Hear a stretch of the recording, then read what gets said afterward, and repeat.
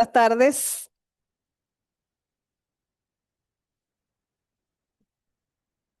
Bueno, bienvenidos. Bueno, hoy vamos a hablar de un tema, bueno, que por la situación que estamos viviendo, ya casi a un mes del doble terremoto, bueno, hay implicaciones en el área de salud. Sabemos que después de un terremoto, en las primeras días o la primera semana, pues, todo se va hacia lo que es la parte quirúrgica, esa fase aguda.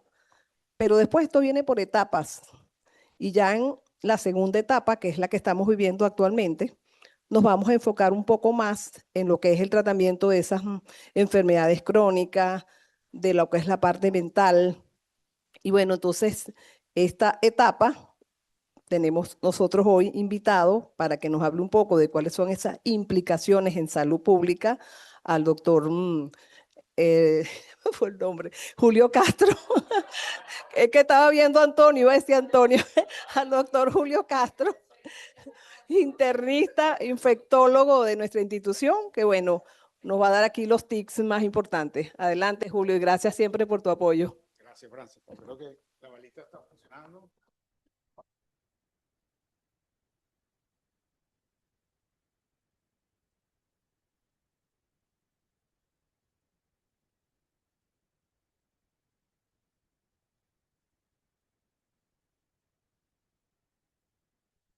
Ahora sí, mejor. Ok.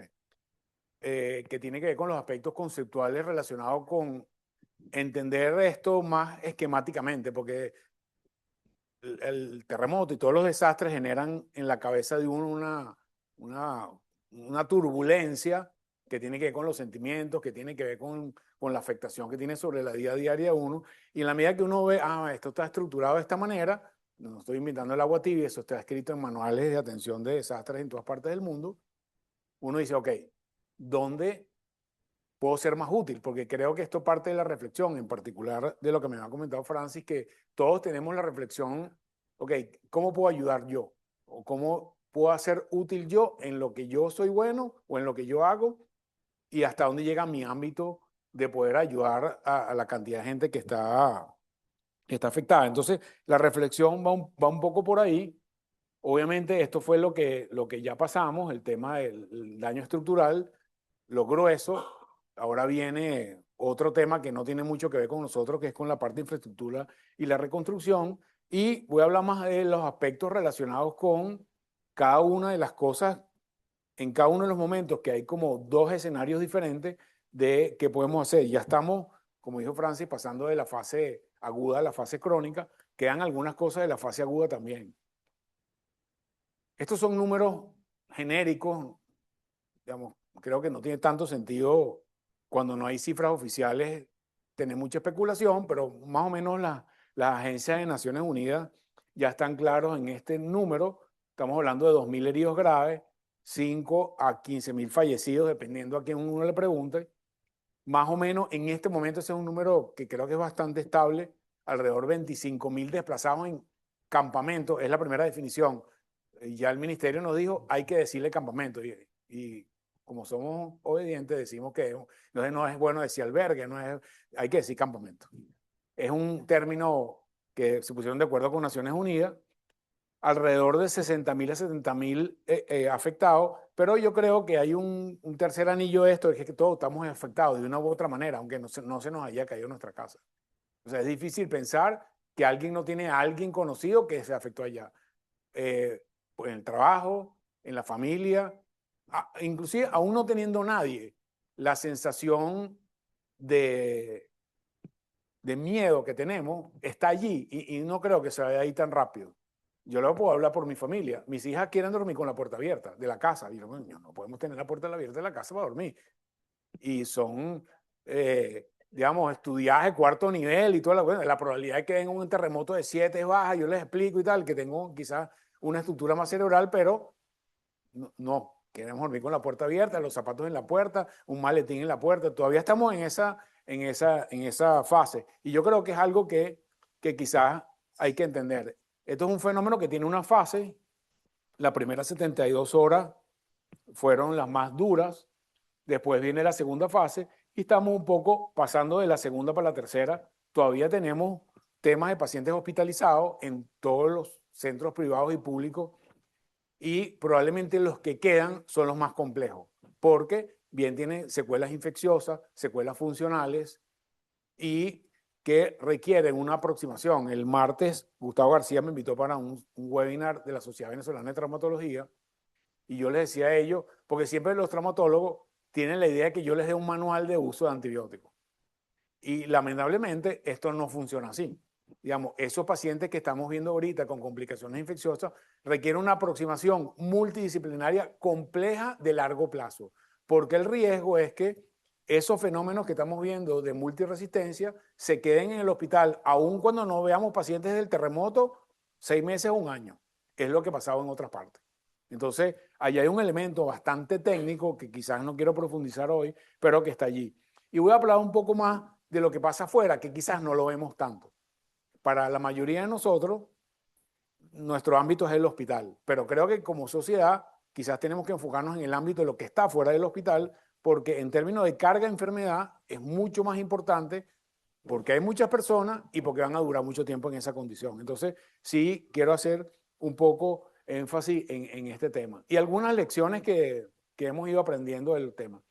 Yo habitualmente cuando me preguntan, digo, el volumen de lo que se atendió funcionó como una especie, es una palabra medio nueva, que se llama spillover, es como rebosamiento. El Pariata y el Vargas colapsaron, entonces periférico de Katia. Después los centros del oeste, después el este, después para el sur. Entonces funcionó un poco así, no había coordinación, los pacientes me llegaban como llegaban, pero mi sensación gruesa es que aún en los hospitales, la situación siendo crítica, yo no creo que haya habido una situación desesperada y gente que haya un número importante de pacientes fallecidos porque no había cómo lo atendiera. A veces las palabras son difíciles para tratar de explicar esa figura, pero cuando me pregunta gente del exterior, mira, la cosa fue desordenada, pero la gente se atendió. Aquí se atendió. Aquí vimos, estamos todavía contando, o sea, afinando el número, pero estamos alrededor de 120 pacientes, de los cuales el 60% se fueron en las primeras 24 horas y el segundo contingente, que fue el más importante, todavía quedan algunos pacientes hospitalizados. Este tema, como les decía anteriormente, es una amenaza para darles un reflejo contextual. Cuando la guerra de Irak, heridos que eran movilizados de la guerra de Irak a Estados Unidos, a Alemania, los americanos, a Canadá, los canadienses, a Europa, los europeos, tuvieron brotes de bacterias multiresistentes que duraron un año en los hospitales, en los sitios donde eran las tropas. Y eso lo adquirieron, bien sea en los hospitales de campaña, eventualmente en el suelo, en la tierra, en la arena del desierto, y en los hospitales consecutivos que lo tuvieron. O sea, manejar este tema tiene implicaciones de muy largo aliento que hay que ser muy prolijo, como dicen los argentinos, en la secuencia de estos eventos y hasta donde sabemos, esta situación ya está aquí en hospitales y clínicas. No quiero entrar en detalles porque no tenemos tanto detalle, excepto los detalles que tenemos institucionalmente, pero esta es una situación que requiere que los cuerpos de conocimiento en cada uno de los centros tomen políticas que no es solamente qué antibiótico escojo, quizás eso es lo menos importante, políticas de manejo de estos pacientes en el mediano plazo, porque si no vamos a seguir teniendo problemas a largo plazo que tienen múltiples escenarios. Acinetobacter es uno, pero también Pseudomonas y estafilococo o coco gram positivo multiresistente. Quiero entrar un poco en este tema. Estos son números más o menos oficiales, el 25.000 desplazados, pero calculan que puede llegar a ser 40 o 50.000 pronto. Hay gente desplazada en campamento y hay gente desplazada in situ. ¿Qué llamo desplazado in situ? El tipo que su casa está medio destruida, en Vargas, pero no se mueve ahí. Está en una carpa en la acera de enfrente o en la panadería. Eso ocurre y identificar a esas personas no es tan fácil y hasta donde entiendo, los diferentes organismos que están atendiendo esto van buscándolos, los montan en un autobús y los llevan a los campamentos. O sea, todavía están buscando personas que están desmovilizadas o que no están en su sitio habitual de vida y van a ese sitio. Y toda la logística de esta atención es la que va a durar mucho tiempo y la va a requerir mucho esfuerzo y conocimiento y ayuda de diferentes partes. Esta atención de esta persona, además de algunos riesgos, y quiero hablar un poco del tema de los riesgos, pero la atención tiene implicaciones, por ejemplo, en la comida. Imagínense darle comida diariamente a 30.000 personas. Eso tiene dificultades logísticas, técnicas, etcétera, etcétera. Cuando es una semana quizás no es tanto problema, pero imagínate estos 6 meses. ¿Quién hace esa comida? ¿Dónde salen los fondos? Etcétera, etcétera. Hasta el momento yo no he visto, a pesar de que pueda estar funcionando más o menos compensadamente, yo pudiera decir, esto es un número un poco, se me ocurre a mí, que quizás un 25% de esas personas están en campamentos que atienden ONG o beneficencia pública, diría yo, privada. Yo sé que hay automercados que tienen centros, hay iglesias que tienen centros, hay agrupaciones de madres que tienen centros. Bueno, la pregunta es cuál es la sostenibilidad de eso en el tiempo. Hay Sistema de Naciones Unidas, tiene otro contingente y el gobierno tiene otro contingente. Para darles una idea, el gobierno le dio un comando a los diferentes ministerios para que tuvieran albergue. Ministerio de Cultura tiene que montar un albergue en Carayaca. Resuelva. Y tiene un albergue en Carayaca. Están haciendo lo mejor que pueden con lo que conocen de eso, que no es mucho. Entonces, eso está pasando un poco. Yo creo que en el medida que eso vaya pasando, Sistema de Naciones Unidas, que tiene músculo y conocimiento, va a ir poco a poco tomando el control de la situación y de alguna manera ayudar a los entes gubernamentales a atender este proceso, porque Naciones Unidas conoce esto en profundidad. Atendieron la crisis de Siria, Haití, no sé qué, hay gente experta en esto, tienen manuales, conocimiento. Ahí hay un cuerpo de conocimiento muy importante que está en Venezuela atendiendo eso. Entonces, si yo fuera gobierno, dijera, ¿sabes qué? Encárguense ustedes de eso porque saben y vamos a buscar los fondos para atender eso. Uno de los fondos tiene ya 85 millones de dólares para atender esta contingencia. Y yo dividiría, digamos, el punto de vista de la visión formal epidemiológica, 4 grandes frentes que tienen que ver con eso. El primero es una estrategia que internacionalmente en el mundo humanitario se llama WASH. WASH es el acrónimo de saneamiento ambiental y agua. Entonces, una cosa que uno da por sentado, pero que no es que esa gente tiene que tener agua potable todos los días, 24 horas al día. Imagínense eso allá abajo, donde no hay agua. Hemos visto algunas iniciativas, vi una como israelí, creo, que pusieron una planta productora de agua potable con desalinizadora. La pregunta es cuánto tiempo pueden estar allí. Pero hay un albergue por ahí por Katia, que es una escuela que no hay agua suficiente para todo el mundo. Entonces, consumo de agua potable es un tema. Hay que calcular cuánto agua necesita por cada uno. Pero también disposición de agua discreta y tienes que tener baño en esas. Entonces, uno de los problemas que tienen es que los ministerios, el de educación, tiene albergue en escuelas. Pero esas escuelas en septiembre van a abrir las clases. Entonces, tienes que mover esa gente para otra parte o las escuelas no pueden abrir, etcétera, etcétera. Esto genera todo un tema logístico. Primero es WASH, y que en mi opinión es el más importante de todo, y nosotros lo damos por sentado. Ahí no solamente está el lavado de manos, el uso del agua, pero el de los alimentos. Todo ese tema del agua es un tema bastante, digamos, robusto desde el punto de vista logístico que necesita mucha atención. Entonces, cuando la gente me pregunta, ¿cómo puedo ayudar? Mira, y ojo, llevando botellas de agua Minalba tampoco se soluciona el problema, ¿ok? Porque es muy costoso. Imagínense eso por un albergue que tiene 1.500 personas. Calcula, estamos hablando de una cisterna, el equivalente a una cisterna diaria solamente en agua potable. Entonces, eso tiene implicación. El segundo gran componente tiene que ver con el riesgo de patógenos respiratorios. Entonces, ya hay una serie de enfermedades que uno tiene que monitorear allí, porque estas personas que viven, 1.500 personas en una carpa o en un número X de carpa, ahí hay el mismo concepto que nosotros tenemos para transmisión de enfermedades, como ocurre en cuarteles, conventos, escuelas donde duermen, que no hay en Venezuela, pero hay en otros países, shelters, etcétera, etcétera. Ahí hay una situación que tienes que mirar. A mí en lo personal, y esto puede ser un poco polémico, no me gusta hablar de esas enfermedades que pueden ocurrir ahí. Y ya he visto algunos posts de alguna sociedad. Aumento el riesgo de tuberculosis en las personas que están en los albergues. Sí, coño, es verdad. Pero que vas a tener la sensación de la gente que no está en el albergue. Bueno, esos tipos son unos leprosos que pueden tener tuberculosis. Ya esos son víctimas. No tiene sentido revictimizarlos. Eso no quiere decir que no estemos mirando lo que puede pasar.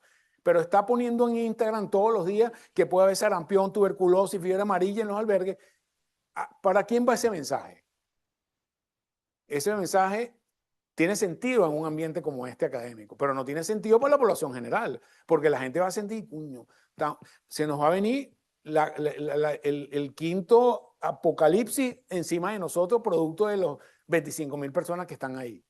Y eso no es así, honestamente. Entonces, creo que uno de los elementos que nosotros tenemos que mirar, tanto corporativamente como personalmente, a quién estoy entregando yo ese mensaje, queriendo hacer bien, a lo mejor no lo estoy haciendo tan bien, ¿ok?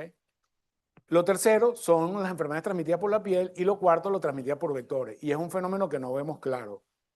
Los vectores también están damnificados. Los roedores están damnificados, los mosquitos están damnificados. Estoy hablando de la zona cero, ¿no?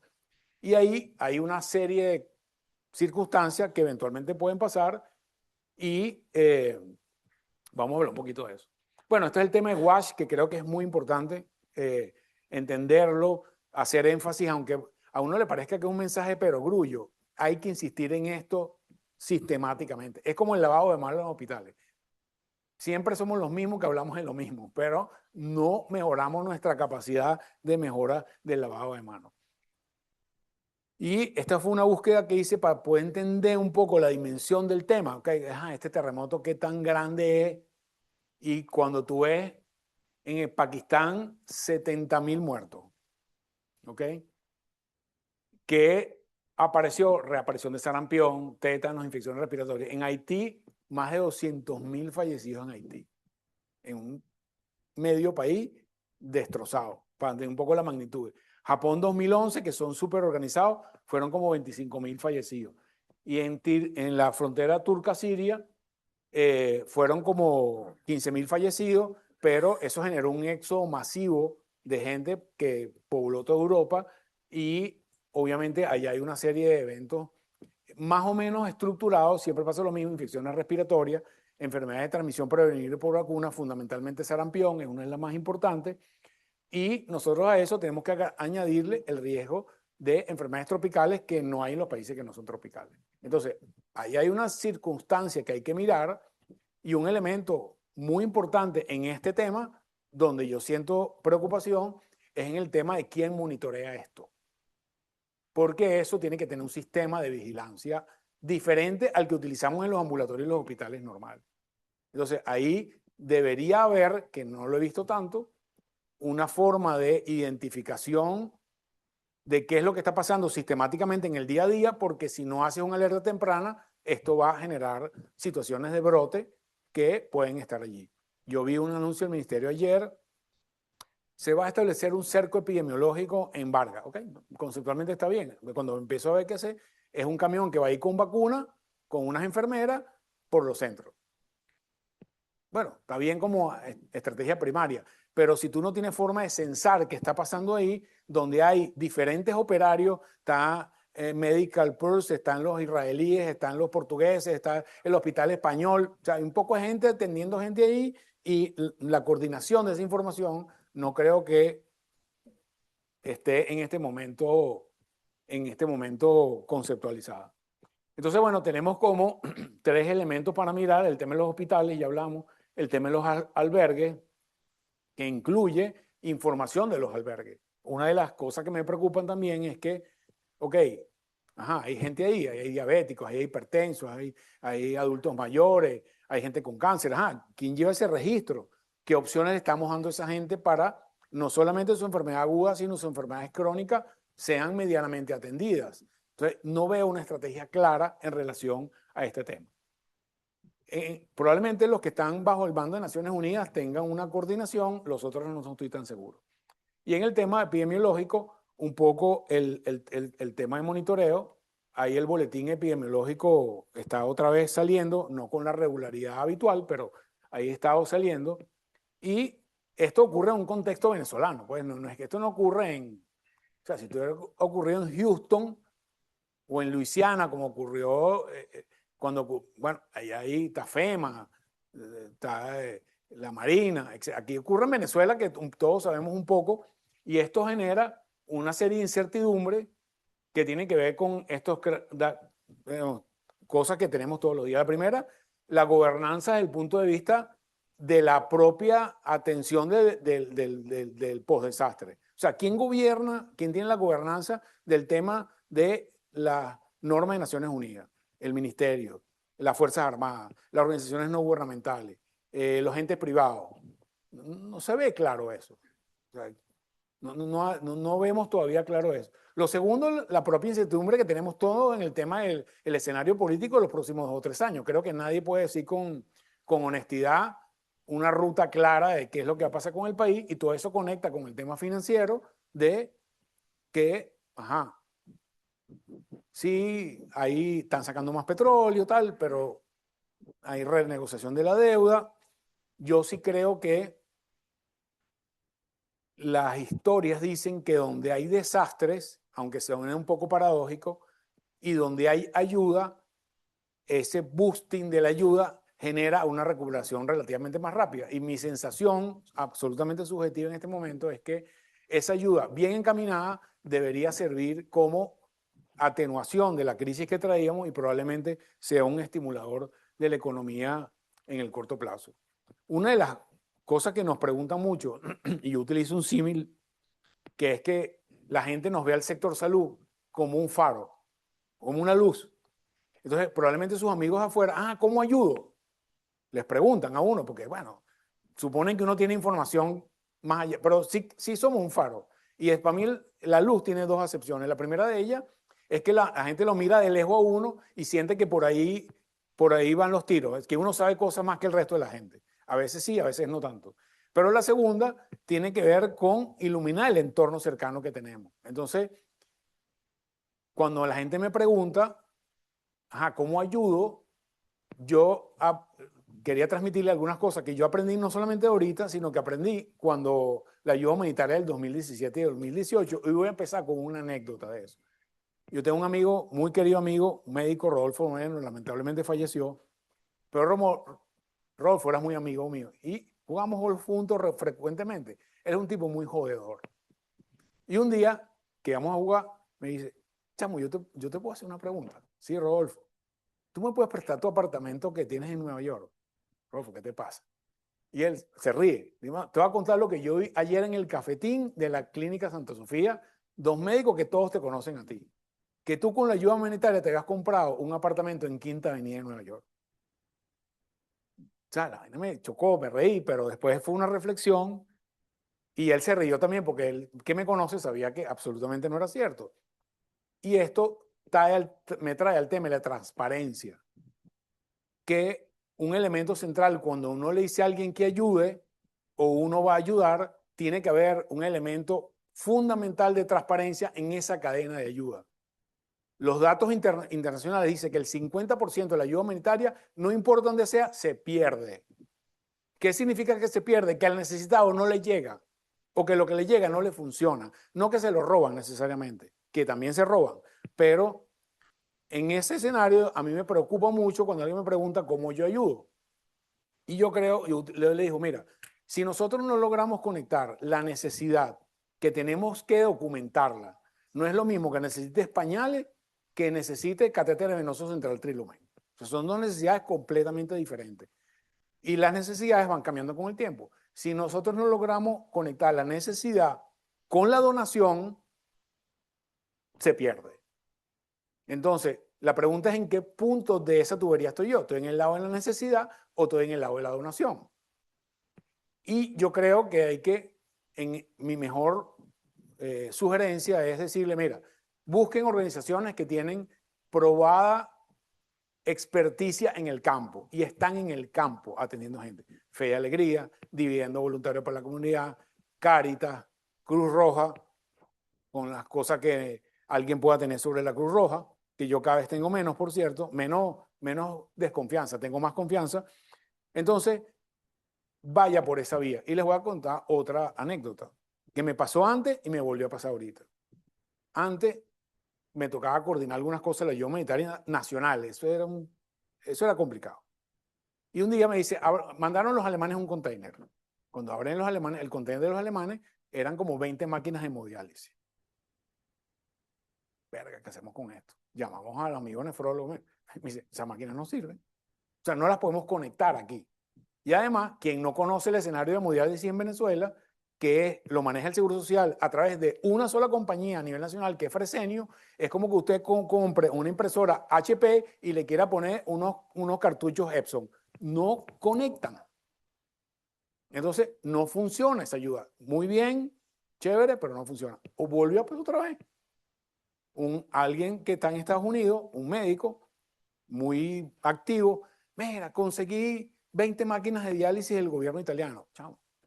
No sirve. El tipo se molestó conmigo. ¿Pero cómo que no sirve? Hay un tema, aquí las máquinas tienen que ser Fresenio, estas máquinas no son Fresenio, nos vas a crear un problema porque tienes que pagar un flete de $60,000 para traer esas máquinas para acá, ¿quién las recibe?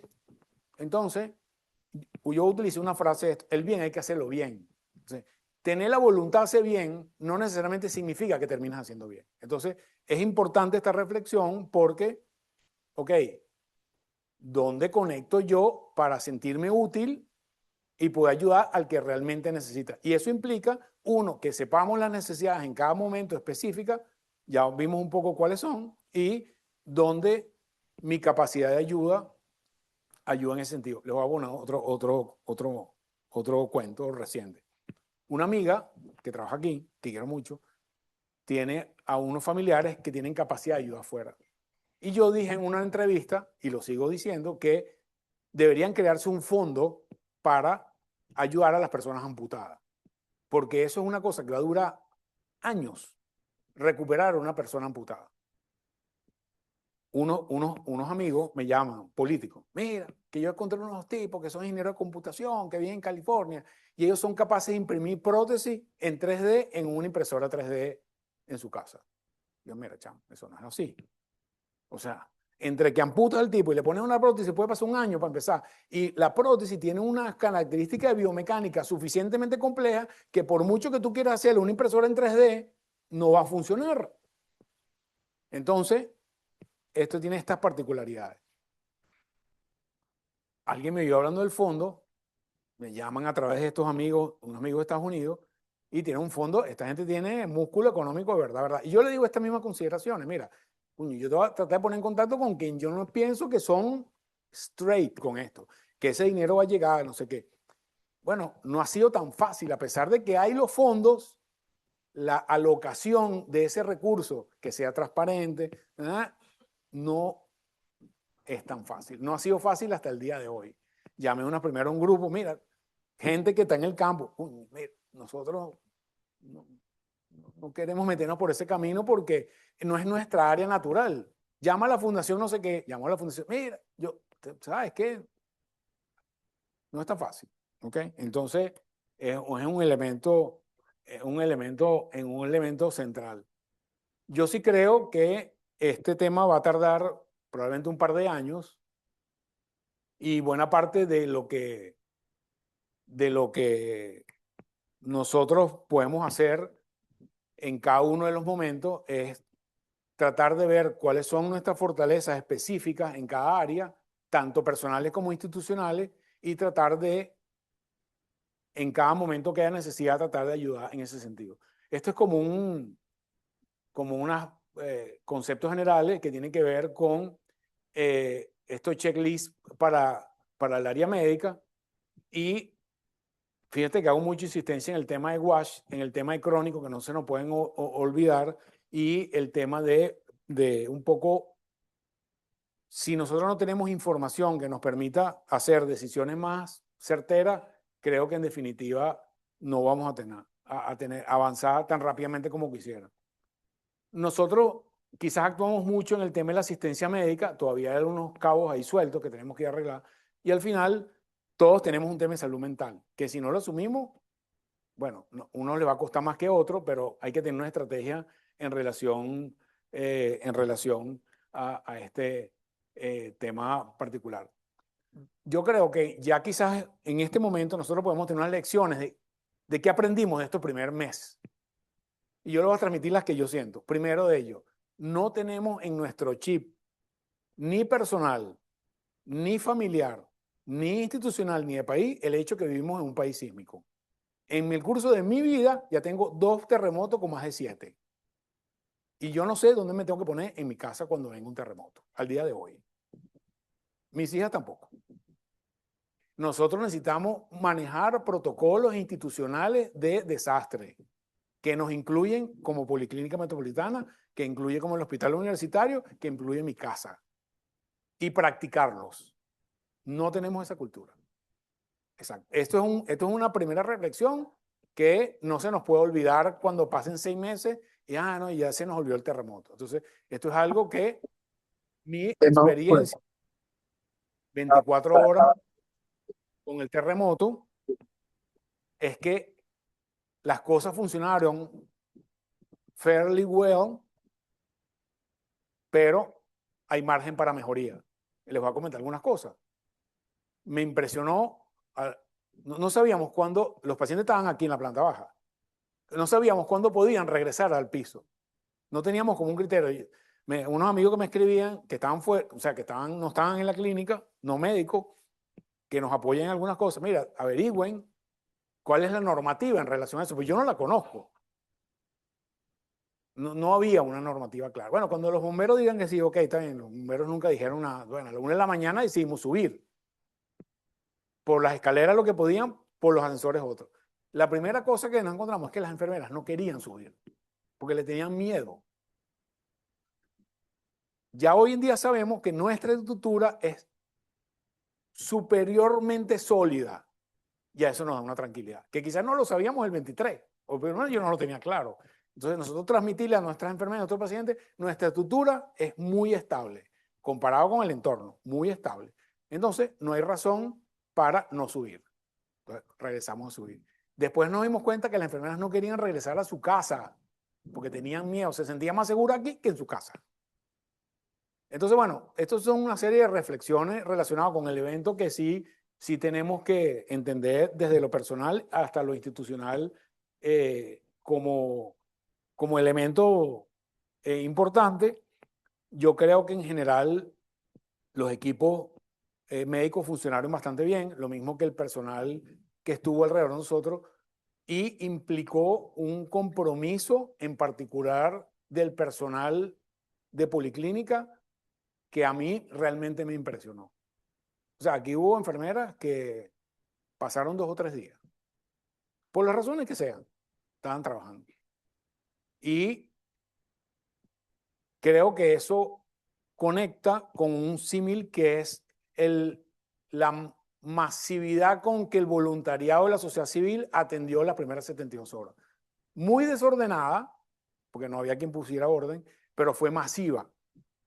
Motorizado, carro, camioneta, iglesia, ONG, personalidades. O sea, quizá fue tan masiva que era difícil ponerle orden a eso. Y eso es algo sobre lo cual tenemos que pensar.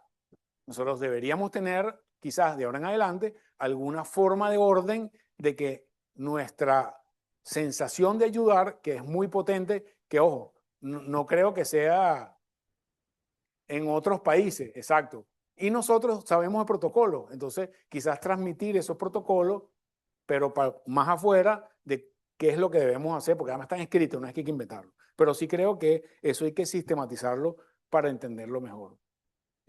Como les dije, yo creo que cada uno de nosotros tiene que tener reflexiones sobre este tema hacia adelante y creo que en definitiva, yo soy optimista, siempre lo digo. Lo que vi nos hace pensar que tenemos estructura para aguantar. Yo no creo que tenemos que hacernos víctimas de esto y echarnos a llorar, sino que tenemos las herramientas como para positivamente salir adelante, pero sí creo que necesitamos un poco más de estructura y orden en los diferentes niveles, en nuestras casas, en nuestras instituciones, en nuestro trabajo, en nuestro país en general. Entonces, yo creo que las cosas empiezan por casa. Ok, si vuelve a pasar un terremoto, ¿dónde están los pasaportes? O lo que yo quiero sacar, o la foto de mi abuela, no sé, cada uno toma su propia decisión, qué es lo que quiere sacar primero y cuándo voy a subir. En mi casa todavía no hay ascensor, y mi esposa es la presidenta del condominio, y yo le digo, bueno, ¿y hasta cuándo vamos a estar sin ascensor? Y no hay una normativa clara de cuándo hay que prender los ascensores y cuándo no hay que prenderlos. Eso mismo es parte de ese desorden organizacional que tenemos como país en relación a una situación como esta. Y bueno, entender que vivimos en una zona sísmica, al menos lo que vivimos en Caracas y en La Guaira, y que bueno, tenemos que mejorar un poco eso. Entonces yo termino por aquí. Muchas gracias.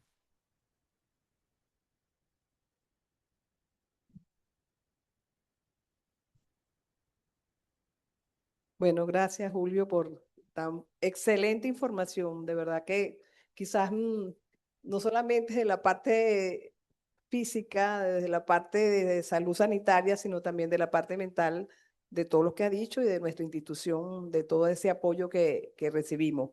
Quiero dejar ahora entonces el micrófono para los que quieran hacer preguntas. Antonio. Bueno, yo creo que más que preguntas, porque no sé si podremos tener la respuesta, es compartir un poco la inquietud de Julio y las preocupaciones que nosotros tenemos con esto, ¿no? A veces nos preocupa mucho el estabilizar en una condición de campamento o de refugio la situación actual que estamos viviendo con las víctimas del terremoto. Tenemos que diferenciar también porque no es lo mismo un campamento de refugiados políticos donde salieron en bandada porque los vayan a matar a todos, a la situación humanitaria de las personas que se quedaron sin casa en el sitio donde trabajan, pero tienen arraigo y tienen todavía historia en el sitio. Y es una forma un poco diferente de aproximarla. Yo no me imagino que, obviamente, la Organización Mundial de la Salud y han tomado nota en esto. Pero una cosa que por lo menos a mí me preocupa es que está bien, establecemos un campamento con todas las condiciones lo más idóneas para que las personas se queden. En la medida que se van quedando, también empiezan la ociosidad, un elemento que a veces no se consigue, pero que nosotros, por ejemplo, lo vivimos en el deslave de Vargas. Nosotros me acuerdo cuando teníamos un campamento de refugiados en el Champañán y cuando tenían 2 días recibiendo arroz con pollo se empezaron a quejar, porque arroz con pollo. Y la gente joven que está intacta, que físicamente está adecuada y están ahora en un refugio esperando que le den, que le den, que le den. Obviamente, por supuesto hay que atender porque humanitariamente hay niños sin padres, hay ancianos, hay enfermos, como dice Julio, pero también hay que atender cómo integrar a esta gente, porque en la medida que estos campamentos mantengan tiempo ahí, van a empezar a haber cantidad de problemas de convivencia, de ociosidad, de roce, de violaciones, de abusos, de todo tipo. Entonces, este criterio de manejarlo por mucho tiempo va a implicar una cantidad de problemas que tienen que tenerse en cuenta, porque si no, vamos a vivir otras cosas que por mucha ayuda que le demos, que es lógico que le demos, estamos ocasionando socialmente un problema dentro de los refugios. Entonces, hay gente joven, por ejemplo, que vivía en La Guaira, se quedó sin casa, pero trabajaba en Caracas. Esta gente laboralmente no se puede seguir insertando, por ejemplo.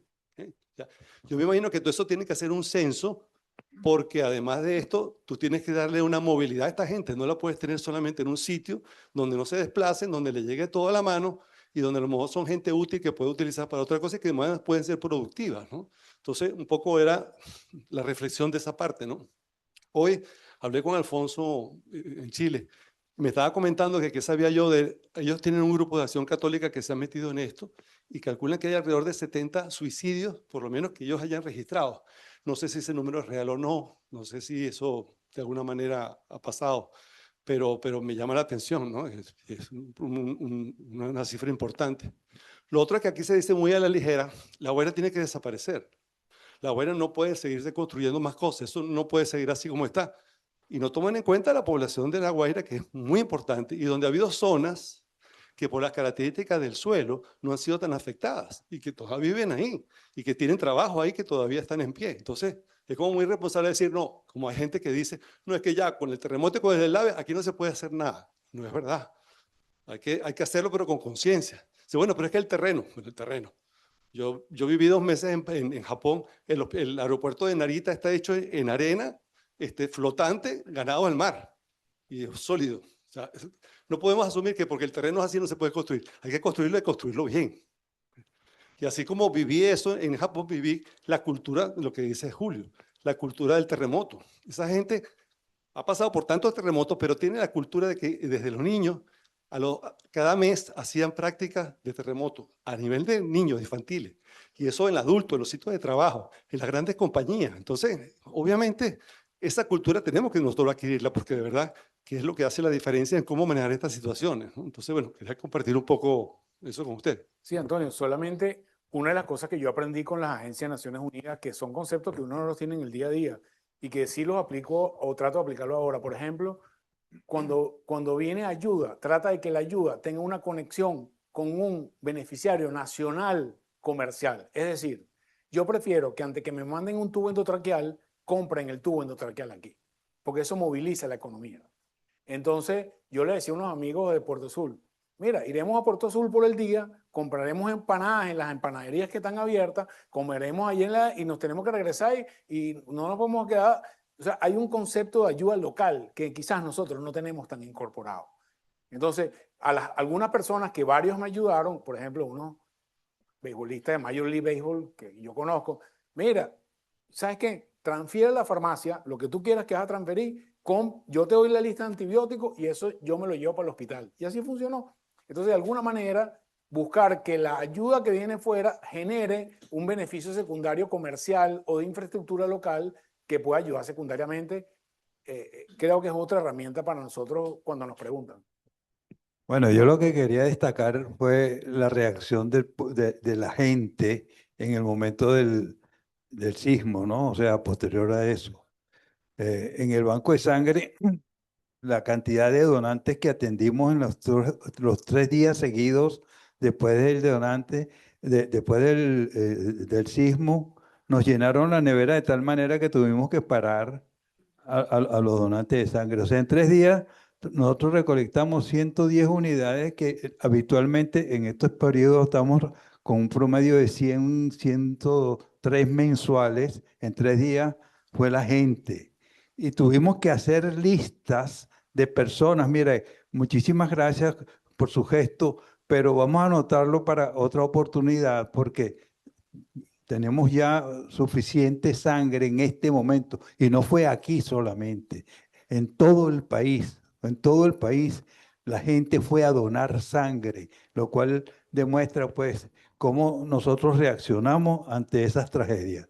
Y bueno, y nosotros tuvimos ese personal que trabajaron 24 horas, o sea, el personal del Banco de Sangre se duplicó y trabajaron, pero con muchísimo gusto y emoción, viendo cómo la gente estaba viniendo a donar espontáneamente sin que hubiese salido ninguna notificación por radio ni televisión. Vinieron espontáneamente. Entonces, pero nosotros pudimos resolver. O sea, tuvimos la capacidad en la clínica de atender ese grupo de personas. Qué orgullo, qué orgullo. ¿Alguna otra persona quiere hacer algún comentario? Bueno, en relación a eso que tú estabas comentando, de la ayuda tiene que ir a donde se necesita. Justamente también yo tenía médicos, bueno, en la sociedad médica me llamaban todos los médicos de la institución que están fuera y querían ayudar. ¿Y cómo ayudamos? Bueno, tú me viste en la farmacia. Deposita directamente, yo le decía a Lea, necesitamos esto, esto, esto y esto, y le depositaban directamente a la cuenta de ella. En La Guaira se quedaron, me pasaron una lista de aproximadamente 20 médicos, entre 17 y 20 médicos que se quedaron con lo que cargaban puesto, porque perdieron todo. Entonces, uno de los médicos también le dije, mira, necesitan por lo menos monos y mándenme las tallas de los zapatos. Entonces me fui para la iglesia y donde yo hago vida activa y me traje todos los zapatos que habían donado con esas tallas y esos médicos estaban felices. Se le mandaron monos nuevos, monos que se compraron y se los mandaron directamente a la casa que vende los monos. Y bueno, y la oportunidad que tuve de ir a La Guaira, lo que la gente está buscando ahorita es medicamentos para sus problemas crónicos, para la diabetes, para la hipertensión. Entonces, si hay algo que donar, son medicamentos. También tuve una paciente de allá de La Guaira que Tú sabes que ahorita en los hospitales le piden todo para operar a un paciente. Entonces le iban a hacer una cesárea y ella había comprado todo, estaba a punto de dar a luz, se salvó, no estaba en su apartamento en el momento que sucedió el evento y bueno, no tenía recursos para comprar. Entonces conseguimos comprarle todo su kit para su cesárea. Entonces son ayudas puntuales que, o sea, son más beneficiosas que uno no sabe. Al principio todos salimos como unos locos a comprar y llevábamos que sea este puesto de acopio y esto y lo otro, pero creo que eso no funcionó como debía ser. Y aquí todavía siguen preguntándonos en la sociedad médica y por eso también parte de que queríamos hacer este tipo de charlas. Y yo creo que, bueno, ya nosotros lo que queremos es que ustedes busquen directamente la conexión donde se necesita la ayuda y qué tipo de ayuda es lo que se debe llevar. Va aquí a pasar. Súper, Julio, la charla. Mira, Francis, no sé, estamos ayudando en unos grupos educativos donde hay full chamos, full. Por ejemplo, estábamos en el Gran Colombia, que es una unidad educativa que, bueno, lo bueno es que han arreglado los colegios donde han llevado los chamos y eso le quedará al colegio. Bueno, pero en este lugar hay 260 y pico chamos de La Guaira que están allí en los refugios. Hay adultos también, pero hablé con el encargado de la parte de médica y él dice que sí, que un día va la gente de la Cruz Roja, otro día va que si un grupo de El Salvador fue también, etcétera. Yo no sé, no lo sé, lo digo, lo lanzo. ¿Qué posibilidades hay que, por lo menos desde el punto de vista pediátrico, hagamos, no sé, un grupo que 3 horas a la semana durante los próximos meses vayamos, por lo menos con los chamos y bueno, la parte de adultos con la parte de las enfermedades crónicas, pero vayamos por lo menos a que estos niños tengan un control lo mejor posible y se puedan vacunar y ¿Ya vas a demás? comerte la paleta? Ah, ok. Entonces, si se pudiera hacer eso a través de la sociedad o si se hace, no sé, de manera individual un grupo de nosotros, ¿qué posibilidades hay de planificarlo y hacerlo? Yo puedo volver a hablar con el señor este encargado, que es un militar encargado de la parte médica, y, oye, decir, mira, los jueves de 9 de la mañana a 1 de la tarde vamos a ir un grupo de médicos y así saber qué necesidades tienen y ir directo para lograr esto. Bueno, ya que ustedes tienen un grupo muy bueno de metropediatras, ese chat que es excelente, tienen bastante comunicación. De hecho, el otro día yo necesitaba unos pediatras para allá, para las madres carmelitas en La Pastora. Ellos le llegaron 25 niñitos de La Guaira. Afortunadamente se consiguieron los pediatras que iban, ellos, niños que llegaban, niños que iban pediatras y los evaluaba para ver cómo estaba la parte. Algunos se conocían porque algunos fueron los representantes, otros no tenían a nadie, pero sí, sí se puede hacer, sí se puede hacer. Lo que pasa es que, como dice Julio, hay que organizarse, hay que hacerlo organizado. ¿Por qué? Porque esa gente tienen también sus pediatras que han ido, ellas nos dijeron allá, no, aquí han venido varios pediatras a ponerse la orden. Y entonces es realmente importante, pero que ustedes se organicen. Ya aquí, en relación a lo que tú dices, una de las cosas que yo puedo hacer, que tenemos organizada, yo soy de los que piensa que si esa ayuda, además de la sustentabilidad, que tiene que tener orden, no tiene alguna forma de registro que le permita decirle al coronel que está al mando, mira, tú vas a tener este tipo de necesidades, ¿ok? En el tiempo. Y le permita planificar, bueno, la voluntariedad funciona, pero yo creo que puede funcionar más. Lo que quiero poner a la orden de los que estén aquí, nosotros tenemos un sistema de recolección de información digital, además tenemos tablets que nos donaron para generar base de datos en los albergues, que le quede el link a quien lo administra y ellos deciden qué hacen con su información. Entonces nosotros tenemos forma de recoger datos y yo le enseño en la tablet a una persona que es como llenar un Google Form, es otro modelo que no es Google Form, ya tenemos un formulario de recolección de información para albergue que le da directamente la información a quien lo administra, sea una ONG, nada, ok, está la orden. Me avisan les enseño cómo funciona, le presto la tablet inclusive, ya tengo tablet disponible porque se registra, no necesitas conectividad ni nada, y es la forma que yo puedo aportar en ese contingente, si van a ayudar a donde sea, funciona, los que sean, los que lo necesiten, está la disponibilidad y lo hacemos, pues. ¿Sabes qué es importante? Es importante, Jackie, que ahí debe haber un coordinador. Entonces, ellos tienen que hacer el censo de todos los niños que tienen y cuáles son los que, bueno, si ninguno ha sido evaluado, pues va y se evalúan a todos. Francis, Se y hace si no como una tienen- y si cita no por tienen- día. Y si no tienen, que nosotros se lo hagamos. O Exacto. sea, porque la lógica es que la primera vez que va, examinas al niño y haces el censo. Ujú, Entonces claro. ya tienes el censo hecho, pues. Jimmy, por allá. Una pregunta que nos tocó en la época del COVID, eh, y a uno como médico también lo llamaban a uno. O sea, ¿cómo fue cómo es, o cómo se hizo, o cómo se va a seguir haciendo? ¿Qué tipo de pacientes? Porque, mira, es verdad que ustedes están full ahí en la metropolitana.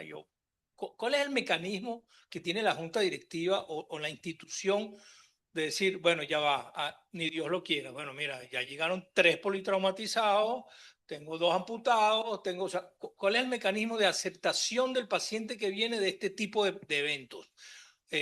Por ejemplo, hay un acto, ni Dios lo quiera, un acto terrorista no sé dónde, y por ejemplo, uno tiene un curso de estas cosas y hacer un triaje. ¿Cómo sabe o sea, vienen todos para acá? ¿Por qué van a la Caracas o van para allá o vienen para acá y no van a otro lado? ¿Cómo es la logística con este tipo de situaciones en policlínica? Fíjate, eso tiene dos respuestas. Primera respuesta, no hubo una logística en el momento que permitiera ese tipo de coordinación. Vino llegando como vino llegando. Digamos, cuando nosotros estábamos full y nos llamaban, mira, no hay un cupo, llévatelo para la Trinidad o llévatelo para la Santa Sofía. Un poco teléfono. Eso debería ser una coordinación que debería estar preparada. Voy al segundo aspecto que yo sé que te preocupa, que es el aspecto financiero.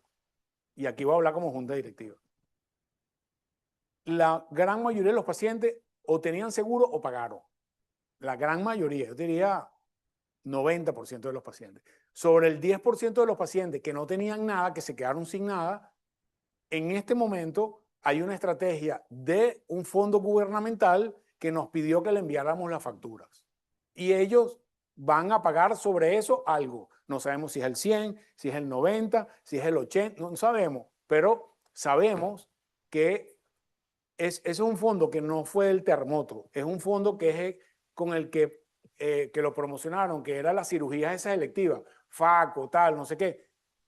Aquí funciona, o sea, las FACO las pagaron y se hicieron, en otros hospitales privados se hicieron otras cosas y también se pagaron, y desde ese mismo fondo, quien maneja el fondo nos avisó formalmente, nosotros podemos ayudar con esto. Entonces, no sabemos cuánto van a pagar.